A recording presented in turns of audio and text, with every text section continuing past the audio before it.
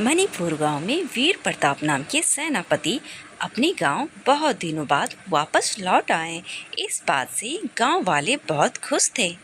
वीर प्रताप अपने घर पहुंच जाते हैं और अपनी माँ से कहते हैं, माँ, पिताजी कहाँ हैं? तुम्हारे पिताजी फसल देखने खेत में गए हैं। लो, तुमने कहा और वो आ गए तुम्हारे पिताजी। अरे, तुम कब आए? कितना समय हुआ आए हुए? बस अभी अभी थोड़ी देर पहले ही पिताजी। ठीक है, बहुत समय हो गया, खाना खाकर हम बात करते हैं। तो इस साल हमारे किसान बहुत खुश हुए होंगे क्योंकि अच्छी आमदनी हुई होगी, है ना पिताजी? कैसी आमदनी? लुटेरों की समस्या तो अभी भी वैसे ही है। मैंने पिछली बार सभी लुटेरों को पकड़कर महाराज को तो सौंप दिया था। नहीं मेरे बेटे, पिछले बार लुटेरों ने पड़ोसी गांव पे हमला कर दिया था। पता नहीं कब हमारे गांव पे भी हमला कर दे। नहीं पिताजी, अब मैं आ गया हूँ, सब ठीक कर दूंगा, चिंता मत कीजिए आप। उस रात वीर प्रताप अपनी बेटी को कहानी सुना रहा था और रात में सारे डाकू योजना बना रहे थे कि कैसे उस गांव पे हमला किया जाए और सबसे पहले वीर प्रताप को बंदी बनाने की योजना हो रही थी। पहली सुबह होते ही मणिपुर गांव में सारे डाकू हमला कर देते हैं और सबसे पहले वीर प्रताप को बंदी बना लेते हैं और उसे पेड़ से बांध देते हैं। ग्रामीणों ने ये सब देखा तो सब इधर उधर भागने लगते हैं। इतने में वीर प्रताप की पत्नी आती है। ये सब देखकर वो अपनी बच्ची को छोड़कर अपने पति के पास चली जाती है। गांव में भगदड़ मचने के कारण उसकी बेटी भी उस भीड़ में खो जाती है। सुनो साहब, सारा अनाज और पैसा लाकर यहाँ रख दो, वरना मैं तुम्हें मार दूंगा। डाकू के डर से सारे गांव वाले अनाज दे देते हैं और कीमती सामान भी। इस तरह ग्रामीणों के सारे फसल और सोने चांदी लेकर वहां से चले जाते हैं। डाकुओं के जाने के बाद वीर प्रताप को ग्रामीणों ने खोल दिया। उसके बाद थोड़ी देर में उसकी माँ आती है और कहती है, बेटा, बच्ची नहीं मिल रही है, वो ना जाने कहाँ गई। सभी मिलकर बच्ची को ढूंढते हैं। बहुत समय ढूंढने के बाद उसे बच्ची नहीं मिलती है। दूसरी ओर उस बच्ची को दो आदिवासी जंगल में अपने नेता के पास ले जाते हैं। कौन है ये बच्ची? बहुत प्यारी दिखती है। हम शहर से माल बेचकर आ रहे थे तो रास्ते में ये बच्ची रो रही थी, तो हमने सोचा कि क्यों न इसे उठा लेते हैं और कुछ देर इंतजार किया कि कोई इस बच्ची को लेने आएगा, लेकिन कोई नहीं आया। इसीलिए हम इस बच्ची को यहाँ लेकर आ गए सरदार। तुमने बहुत अच्छा काम किया। जब तक इस बच्ची को कोई लेने नहीं आता, मैं इस बच्ची को अपनी बेटी बनाकर ही रखूंगा।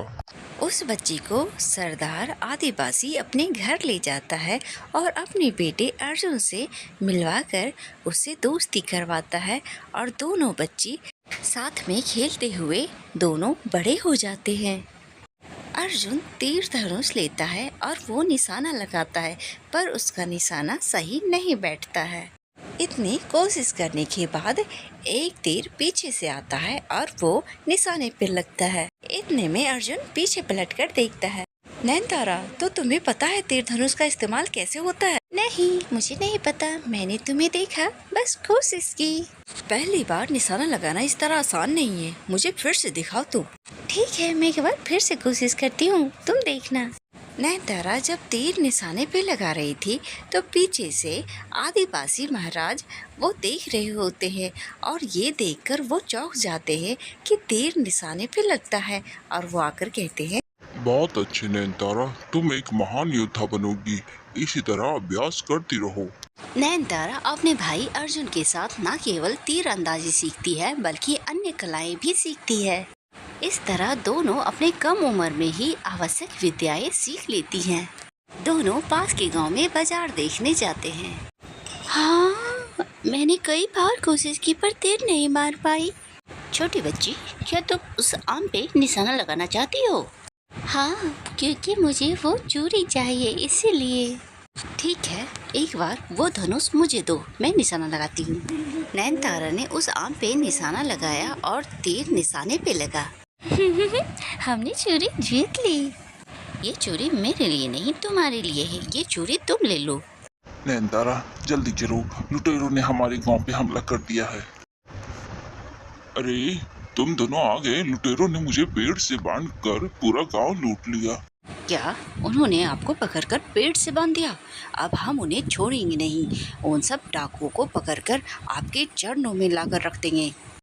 तुम उन्हें पकड़ के हमारे पास नहीं, महाराज के पास ले जाना, क्योंकि महाराज ने घोषणा किया है जो उन्हें पकड़ेगा उन्हें इनाम मिलेगा। उन्होंने आस पड़ोस के सारे गांव को लूटा उन डाकुओं ने। इसके बाद नयनतारा अपने भाई के साथ उन लुटेरों को पकड़ने के लिए जाती है। भाई, हमें 2-3 दिनों तक सतर्क रहना होगा, क्योंकि लुटेरे यहाँ पे हमला कर सकते हैं। हम उनका सामना कर सकते हैं क्या? हाँ, हम उन्हें उस हुनर से पकड़ेंगे जो हमने अपने पिता से सीखा है। जैसा कि नयनतारा ने सोचा, उसके दूसरे दिन ही लुटेरों ने उस गांव पे हमला कर दिया। दोनों भाई बहन ने बहुत ही साहसी से उन डाकुओं पे हमला किया और उन्हें पकड़कर महाराज के पास ले गए। मैंने अपने सैनिकों से सुना है आपके युद्ध विद्या कौशल के बारे में। आपने बहुत अच्छा काम किया है। मैं आप दोनों से बहुत खुश हूँ, विशेषकर आप लड़की होकर इतनी साहसी और हिम्मत दिखाया आपने। आपने हमारे राज्य की रक्षा की। आपके माता पिता कौन है? राजा को आदिवासी राजा के बारे में पता चलता है और उसे अपने महल बुलाता है। आपकी बेटी बहुत ही साहसी है। अगर मेरी भी बेटी होती तो मुझे बहुत अच्छा लगता। मुझे अपने बेटी का ना होने का कोई गम नहीं होता।